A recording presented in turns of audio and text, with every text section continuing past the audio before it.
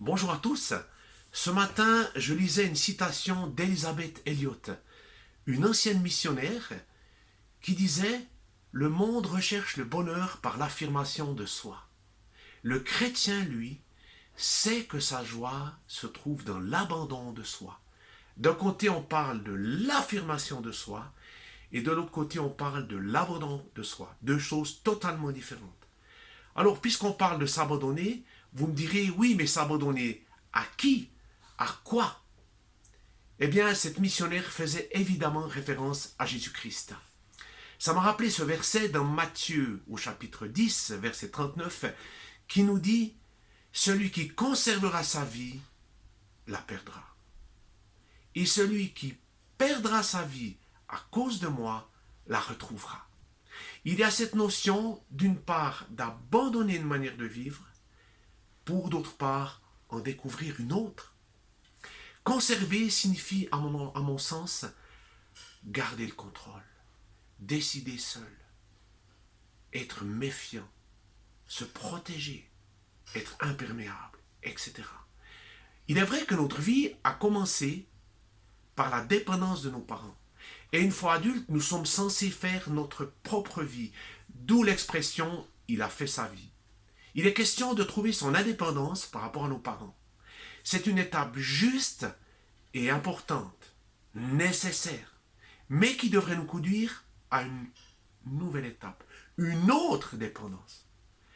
L'indépendance, c'est tout bonnement l'absence de relations ou de vraies relations profondes. La dépendance, c'est la soumission à quelque chose ou à quelqu'un d'autre qu'à soi. Qu'en est-il face à Dieu? J'ai l'impression que si la dépendance de nos parents s'est mal passée durant notre jeunesse, parce qu'il y a eu de manière notoire de l'abus, des tromperies, de la violence, une fois sortis de notre coquille, nous allons revendiquer et vivre l'indépendance comme une fin en soi, ne voulant plus en aucun cas nous soumettre à qui que ce soit, à quoi que ce soit. Pourquoi? Parce que nous ne voulons pas revivre les mêmes douleurs. Et je comprends tellement ce choix-là.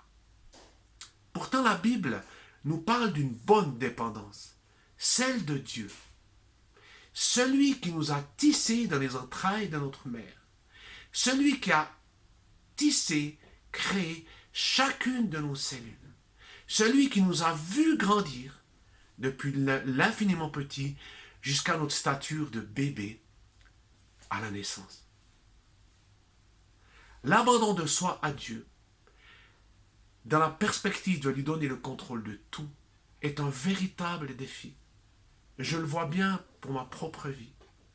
C'est un processus dans lequel je veux et nous voulons tous grandir. Nous voulons tous progresser.